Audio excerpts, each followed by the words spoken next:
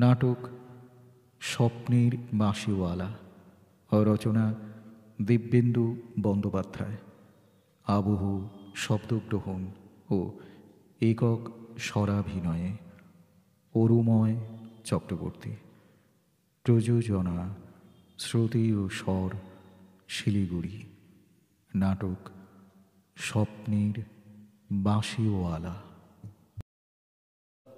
বাবা, আমি শান্তনু। কোনো 25 বছরের ছেলে বিনে কারণে বাবাকে বারবার ডাকতে ভালোবাসে, এমন কথা কেউ শুনেছে কোনো দিন? বোধ হয় না। অথচ সেই ইচ্ছেটাই বারবার আমার মনের মধ্যে কেমন যেন নড়ে চড়ে ওঠে, যেমন করে সুখের খোঁচায় জেগে ওঠে অবিশ্বাসী যৌবন, হারানো ছবির ভেতর থেকে নিষ্ঠুর স্মৃতি যন্ত্রণার পদ্ম এঁকে দেয় আলোর শরীরে। তেমনি বাবা, তোমাকে বারবার ডাকার বাসনা আমার রক্তের মধ্যে প্রতি মুহূর্তে খেলা করে। মাঝে মাঝে ইচ্ছে করে তোমার গলা জড়িয়ে ধরে বুকের কাছে শুয়ে পড়ি, আবার চুপি চুপি অপরাধীর মতো বলি, সেই গল্পটা বলো না বাবা, সেই হ্যামলিনের বাঁশিওয়ালার গল্প। কিন্তু জানি তেমনি করে আর কোনোদিন আমি ডাকতে পারবো না তোমাকে। আমার ঘরের খোলা দরজা দিয়ে বেরিয়ে তোমার ঘরে, তোমার খাটের কাছে গিয়ে দাঁড়াতে 1 মিনিটও সময় লাগবে না আমার। আমি জানি এখনো তুমি ঘুমোওনি। রাত্রে ঘুম আসতে খুব দেরি হয় তোমার। মাঝে মাঝে সারা রাত তোমার ঘরে আলো জ্বলে। আমি এ ঘর থেকে স্পষ্ট দেখতে পাই, জানলার দিকে মুখ করে ইজি চেয়ারে বসে আছো তুমি।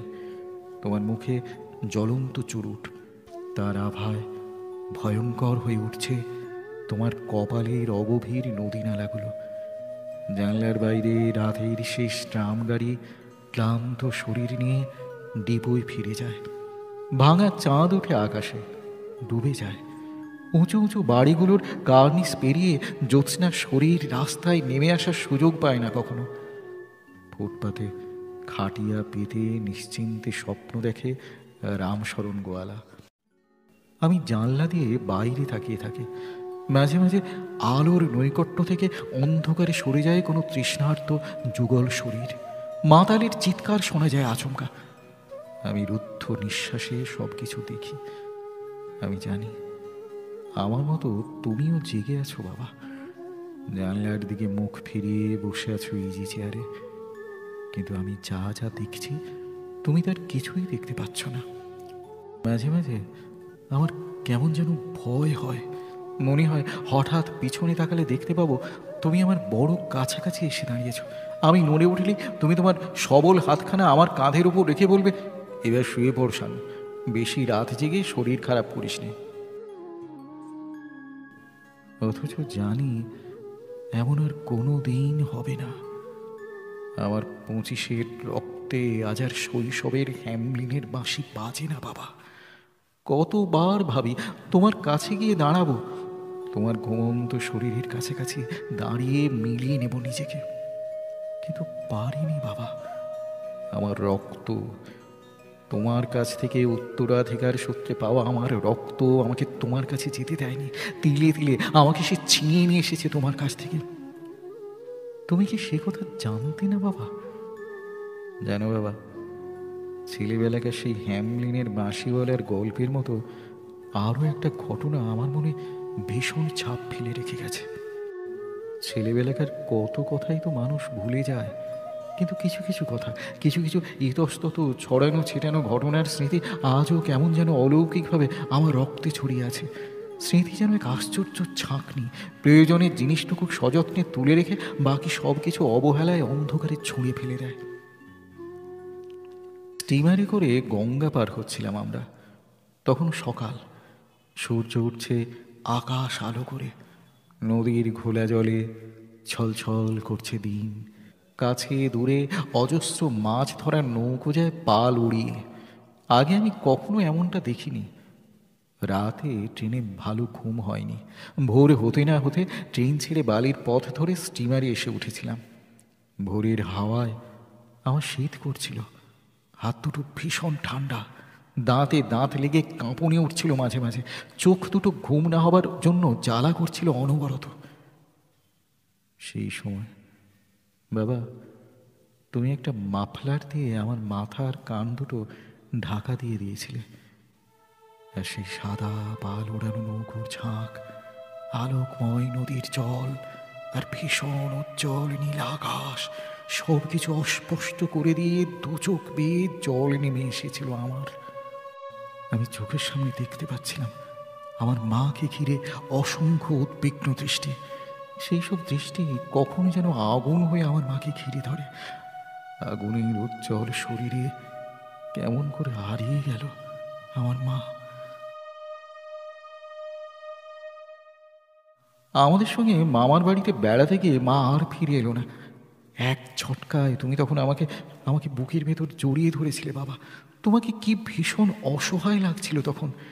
স্টিমারে জোরে ভেঁপু বাজছিল, আর আমি তোমার বুকের মধ্যে মুখ গুঁজে নিঃশব্দে কেঁদেছিলাম অনেকক্ষণ ধরে।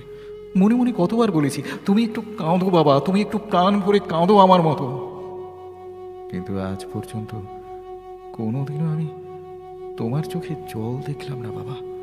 মাঝে মাঝে মনে হতো কি নিষ্ঠুর তুমি। সকালে সন্ধ্যায় পড়া নিয়ে কতদিন মার খেয়েছি তোমার হাতে। ছুটির দুপুরগুলোতেও নিস্তার মিলত না আমার। ট্রান্সলেশনের খাতায় লাল কালির দাগের সঙ্গে সঙ্গে লাঞ্ছনাও বেড়ে উঠত। অথচ সেই তুমি কেমন যেন পাল্টে যেতে রাত্রিবেলা। আমার গায়ে হাত রেখে তুমি তখন সম্রাট নিরো, জুলিয়াস সিজার আর অশোক আকবরের গল্প বলতে। গল্পের সঙ্গে সঙ্গে আমি কতদিনই চলে গেছি সাহারার মরুদ্যানে, উত্তর মেরুর নির্জন বরফের রাজ্যে, আর ভূমধ্য সাগরের বুকে উড়ে যাওয়া অ্যালব্যাট্রাসের দুঃসাহসী ডানায়। পিসার হেলানো টাওয়ার, স্ফিংসের আশ্চর্য মূর্তি, গ্রিসের অলিম্পিয়ার কথা সেই বালক বয়সেই জানা হয়ে গিয়েছিল আমার। কিন্তু সবচাইতে আমার ভালো লাগতো হ্যামলিনের সেই আশ্চর্য লোকটার গল্প শুনতে, যার বাঁশি শুনে ইতর প্রাণীর দলও মন্ত্রমুগ্ধ হয়ে যায়, অথচ যার পরিচয় কেউ জানে না। আমি যেন চোখের সামনে সেই লোকটাকে পরিষ্কার দেখতে পেতাম। তার পরনে সবুজ সিল্কের ঢোলা হাতা জামা আর হলুদ রঙের বিচিত্র এক প্যান্ট, পায়ে নাগরা জুতো, মাথায় লাল পাগড়ির কোণে এক ধূসর রঙের পালক গোঁজা। কত রাতে আমি স্বপ্ন দেখেছি তাকে। ঘুমের মধ্যেও আমি যেন তার বাঁশি শুনতে পেতাম। তাকে অনুসরণ করে পায়ে পায়ে এগিয়ে যেতাম নদী পাহাড় পেরিয়ে অনেক অনেক দূরের পথে। ঘুম ভেঙে দেখতাম বাবা, তুমি আমার পাশে নেই। সমস্ত ঘর অন্ধকার। আমার আমার কেমন যেন ভয় ভয় করতো তখন। চোখের সামনে দেখতে পেতাম এক নিষ্ঠুর চিতা দাও দাও করে জ্বলছে সমস্ত ঘর জুড়ে। পরপর শব্দে কাঠ ফাটছে, বাতাসে কি বিশ্রী দুর্গন্ধ, অথচ ওরই আড়ালে শুয়ে আছে আমার মা। রাতে ঘুম ভেঙে গেলে যাকে আমি দু হাতে জড়িয়ে ধরতাম প্রাণপণে, আমার আমার ভীষণ কান্না পেত তখন। দম বন্ধ হয়ে আসতো, মনে হতো আমি বুঝি মরে যাব। আর সেই মুহূর্তে বাবা, তুমি কেমন করে যেন টের পেয়ে যেতে আমার ঘুম ভেঙে গেছে। জানলার দিকে মুখ করে বসে থাকা ইজি চেয়ার থেকে উঠে এসে তুমি তখন ঘরের নীল আলোটা জ্বেলে দিতে। তারপর আমার কাছে এসে গলার স্বরে অনেক আদর ঠেলে দিয়ে বলতে, কিরে ঘুম আসছে না? আমি মাথা নেড়ে বলতাম, ভেঙে গেল। আমাকে নিয়ে তুমি তখন বাইরে যেতে, ঠান্ডা জলের হাত বুলিয়ে দিতে ঘাড়ে গলায় চোখে মুখে। তারপর বিছানায় শুইয়ে দিয়ে আমার চুলে বিলি কেটে দিতে অনেকক্ষণ ধরে। তখন জানো বাবা, তখন আমার কেমন যেন মনে হতো তুমি সেই হ্যামলিনের বাঁশিওয়ালা। তোমার পেছন পেছন আমি চলে যেতে পারি অনেক দূর পর্যন্ত। আস্তে আস্তে আমি বড় হয়ে উঠছিলাম, কিন্তু তখনও তুমি বুক দিয়ে আগলে রাখতে আমাকে, যেন আমি সেই ছোট্টটি রয়েছি। নতুন মামু ভীষণ ভালোবাসতো আমাকে। লোকের সঙ্গে পরিচয় করিয়ে দেবার সময় কেমন বুক টান করে বলতো, এই আমার ছেলে শানু। তোমার অফিস থেকে ফিরতে দেরি হলে নতুন মা মাঝে মাঝে অদ্ভুত অদ্ভুত সব কাণ্ড করতো আমাকে নিয়ে। কখনো কখনো বলতো, হ্যাঁ রে শানু, আমি যদি কখনো হারিয়ে যাই তুই খুঁজে নিতে পারবি আমায়। আবার আবার কখনো কখনো হঠাৎ জিজ্ঞেস করতো, একটা কথা সত্যি করে বলবি আমাকে? বলতো, তোর আগের মা বেশি সুন্দর ছিল না আমি বেশি সুন্দর? কে তোকে বেশি ভালোবাসতো? সে তোকে বেশি ভালোবাসতো না আমি বেশি ভালোবাসি? নতুন মা আমার দিকে তাকিয়ে কথা বললেও আমি বেশ বুঝতে পারতাম নতুন মা আমাকে দেখতে পাচ্ছে না। আমি কি উত্তর দেব বুঝতে পারতাম না, কিন্তু কিছু বলার আগেই নতুন মা বলতো, তুই তো আমার শত্রু, তোকে যদি আমি এখন গলা টিপে মেরে ফেলি। অথচ তারপরেই বুকে জড়িয়ে ধরে আদরে আদরে অস্থির করে তুলতো আমাকে। আমার কেমন যেন অস্বস্তি হতো, তখন লজ্জা লাগতো, কিন্তু তোমাকে কোনোদিনই এসব কিছু বলতাম না। আমার মনে হতো এসব কথা শুনলে নতুন মাকে ভীষণ বকবে তুমি, আমার ভয় হতো। আর মনে হতো নতুন মা খুব দুঃখী, সবার চাইতে বেশি দুঃখী।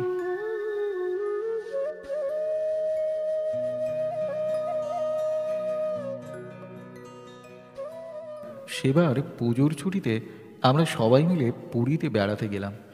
কলকাতায় রাতে আমি নতুন মার কাছেই শুতাম, তুমি পাশের ঘরে আলাদা শুতে। কিন্তু পুরীর হোটেলে একটা ঘরেই থাকার বন্দোবস্ত হলো আমাদের। সেদিন দুপুরবেলা অনেকক্ষণ ধরে স্নান করেছি আমরা। নতুন মার তুমি দুহাত ধরে অল্প জলে স্নান করালে আমাকে, তারপর আমাকে পাড়ে বসিয়ে রেখে নতুন মাকে নিয়ে আবার জলে নেমে গেলে তুমি। নতুন মাকে ভীষণ খুশি খুশি লাগছিল তখন। মাঝে মাঝে এক একটা বিরাট বড় ঢেউ এসে তোমাদের ঢেকে দিচ্ছিল। জল সরে যেতে দেখছিলাম নতুন মার দু চোখে ভয় আর আনন্দ একসঙ্গে কেমন স্বচ্ছন্দে খেলা করছে। ঢেউয়ের ভয়ে নতুন মা মাঝে মাঝে তোমাকে দু হাতে জড়িয়ে ধরছিল, অথচ অথচ আমার মনে হচ্ছিল আসলে ঢেউটা কিছু নয়, নতুন মা ঢেউকে সামনে রেখে ভয়ের নাম করে ইচ্ছে করেই জড়িয়ে ধরছে তোমাকে। আমার আমার ভীষণ ভালো লাগছিল তখন। মায়ের কথা মনে পড়ছিল, চোখের সামনে দেখতে পাচ্ছিলাম বিস্তীর্ণ গঙ্গার বুক জুড়ে অসংখ্য মাছ ধরার নৌকো, আলোকিত আকাশ যেন ডানা মেলে নেমে আসছে জলের উপর। দূরে কোথায় কারা যেন হরিধ্বনি দিতে দিতে অন্ধকারের দিকে চলে যায়, গঙ্গার জলে নিভে যায় নিষ্ঠুর চিতা। বিশ্বাস করো বাবা, তবু সেই মুহূর্তে তোমাদের দিকে তাকিয়ে থাকতে থাকতে আমার শৈশব বিদায় নিয়েছিল সেদিন। সেদিন রাতেই একটা বিশ্রী স্বপ্ন দেখে ঘুম ভেঙে গেল আমার। স্বপ্ন দেখছিলাম হ্যামলিনের বাঁশিওয়ালা তার বাঁশি হারিয়ে ফেলেছে তার লাল পাগড়ির কোণে গুঁজে রাখা ধূসর রঙের পালক। ঘুম ভেঙে দেখতে পেলাম তুমি বিছানায় বসে আছো, তোমার কোলের কাছে মুখ নিচু করে কাঁদছে নতুন মা। নতুন মার গায়ে জামা নেই, দারুণ হাওয়ায় গায়ের আঁচল উড়ে উড়ে যাচ্ছে। আমার কেমন যেন ভয় লাগছিল, তবু ঘুমের ভান করে নিঃশব্দে শুয়ে রইলাম বিছানায়। নতুন মা কাঁদতে কাঁদতে বলছিল, পারবো না, আমি কিছুতেই পারবো না, আমি পাগল হয়ে যাব। তুমি তখনও নিষ্ঠুর ঋষির মতো নিশ্চল হয়ে বসেছিলে, শুধু আস্তে আস্তে বলছিলে, চুপ করো, শানু উঠে পড়তে পারে, উঠুক, ছেলে মানুষই করুন। আমি তো তোমাকে ঠকাতে চাইনি, তুমি তো জানো শানু না থাকলে তুমি কখনোই আমার জীবনে আসতে না। কিন্তু আমার নিজের বলে কি কিছুই থাকতে নেই? কে বলে নেই? আমার সংসারের সবই তো তোমার। তুমি কিছুতেই বুঝতে চাও না আমাকে, শুধু কথার জাল দিয়ে মিথ্যে করে ভুলিয়ে রাখতে চাও। নতুন মা ছেলে মানুষের মতো কাঁদছিল। বাবা, তোমাদের অগোচরে আমি দেখছিলাম তুমি ভীষণ নিস্পৃহের মতো নতুন মার মাথায় হাত বুলিয়ে দিচ্ছ।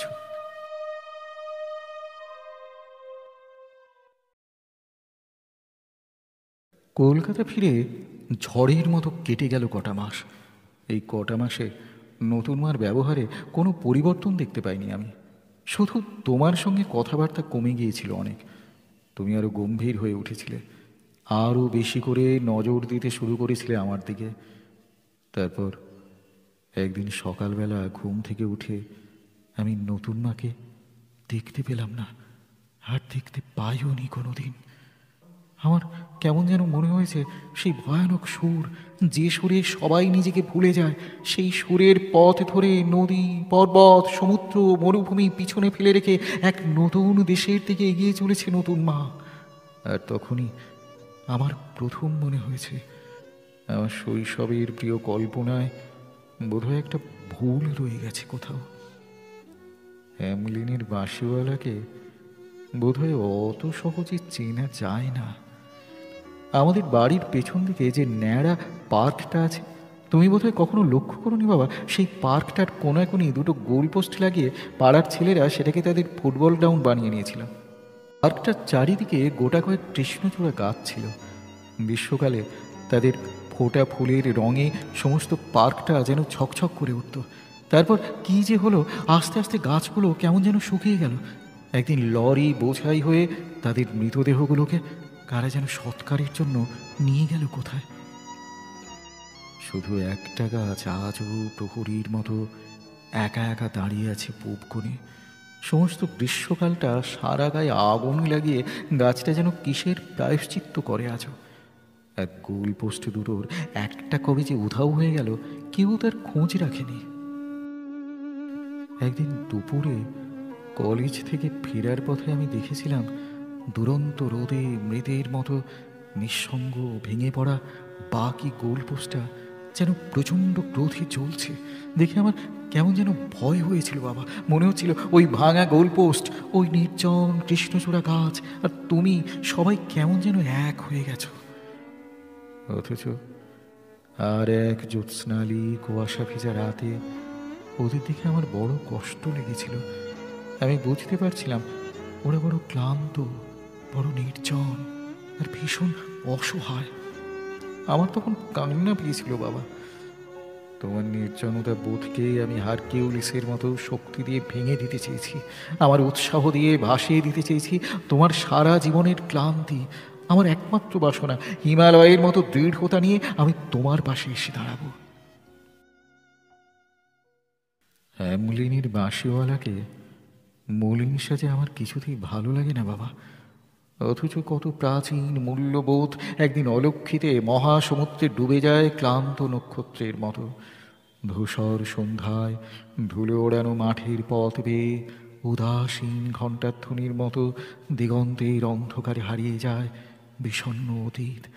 আর দীর্ঘশ্বাসের করতলে মুখ রেখে স্মৃতির সুগন্ধ খোঁজে বিলাসী মানুষ। মনে আছে বাবা, প্রতি মহালয়ায় ফুল ফোটানো ভোরে কেমন করে আমার ঘুম ভাঙাতে তুমি। এধারে ভেসে আসা চণ্ডীপাঠ শুনতে শুনতে আমি যখন প্রতি মুহূর্তে রোমাঞ্চিত হয়ে উঠতাম, তুমি তখন জানালার দিকে মুখ করে ইজি চেয়ারে বসে মাঝে মাঝে চুরুটে আনমনা খেয়ালি ঠোঁট ছোঁয়াতে। আমার তখন মনে হতো তুমি কি একটা ভীষণ দামি জিনিস হঠাৎ হারিয়ে ফেলেছো বাবা। ডাক বাক্সে চিঠি ফেলে দেওয়ার পরেই তোমার মনে পড়েছে খামের গায়ে তুমি কোনো ঠিকানা লিখে দাওনি। মাঝে মাঝে মাঝে মাঝে মনে হয় সে চিঠি যথাস্থানে পৌঁছে দেবার দায়িত্ব তুমি হয়তো আমাকেই দিতে চেয়েছিলে। কিন্তু চন্দনা কিছুতেই সে কথা মেনে নিতে চায় না। আমার কোনো কথাই তো তোমার কাছে লুকোনো নেই বাবা। অথচ বলি বলি করেও চন্দনার কথা এতদিন ধরে তোমাকে কিছুতেই বলা হয়ে ওঠেনি। কেন জানো? আমি ভেবেছিলাম আমার বিশ্বাস আর আমার সংকল্প দিয়ে চন্দনার বাসনাকে নিষ্ঠুরের মতো ভেঙে তছনছ করে ফেলবো আমি। তারপর বুকে হাজার নক্ষত্র জয়ের অশেষ অহংকার নিয়ে তোমার সামনে এসে দাঁড়াবো আবার। অথচ আমার কথা শুনে চন্দনা তার দু চোখের দৃষ্টি ছড়িয়ে দিল ভিক্টোরিয়া মেমোরিয়ালের চূড়ায় উড়ন্ত পরীর মূর্তির দিকে। দূর সমুদ্র আর নির্জন নীল দ্বীপের অন্ধকার নেমে আসে আমাদের অস্তিত্ব জুড়ে। জাহাজ ঘাটে শিকল বাঁধা জাহাজের ভেঁপু বেজে ওঠে বারবার। সোনার কাঠি রূপোর কাঠির ছোঁয়ায় অসহায় রাজকন্যা মৃত্যুর মতো গভীর ঘুমে তলিয়ে থাকে। হাড়ের পাহাড়, কড়ির পাহাড়, ছায়ার পাহাড় পেরিয়ে ছুটে চলে রূপকাহিনীর পক্ষীরাজ ঘোড়া।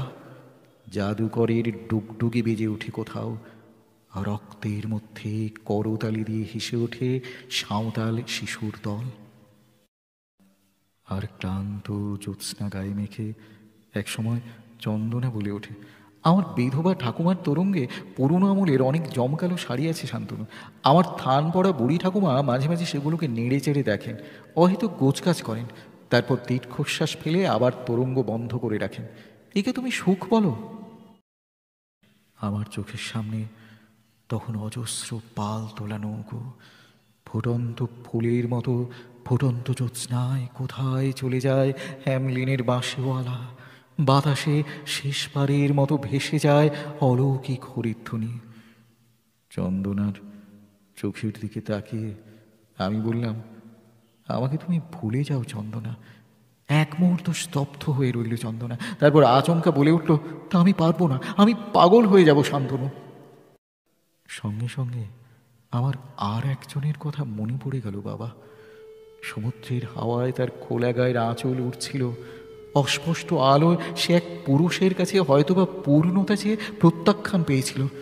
নিজেকে সম্পূর্ণ সমর্পণ করেও সার্থক হতে পারেনি সে। বাবা, চন্দনা তখন আমার হাত দুটো ওর দুহাতের মুঠোয় ভীষণ জোরে চেপে ধরে বলেছিল, সময় বড় নিষ্ঠুর পুরুষ শান্তনু, তোমার চলার পথ তোমার নিজেকেই খুঁজে নিতে হবে। তুমি দেখো, আমার মন, আমার এই শরীর সব কিছু তছনছ করে দেখো, এখানে শুধু তোমার নাম লেখা। এর ডাক কি তুমি শুনতে পেয়েও অবহেলা করবে শান্তনু? জানো বাবা, সেদিন রাতে আমি শেষবার স্বপ্ন দেখলাম সেই অলৌকিক মাসেওয়ালাকে। তার মলিন পোশাক শতছিন্ন হয়েছে, পায়ে চকচক করছে নূতন নাগরা জুতো, লাল পাগড়ির কোণে ফুরফুর করে উঠছে ধূসর রঙের পালক। তার মুখে কি এক আশ্চর্য অনুভবের হাসি। আমি দেখলাম সে মুখ তোমার নয় বাবা, সে মুখ আমার নিজের।